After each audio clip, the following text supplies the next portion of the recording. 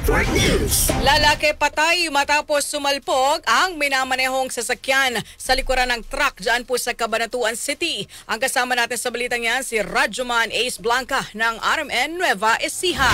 RMN Live Report.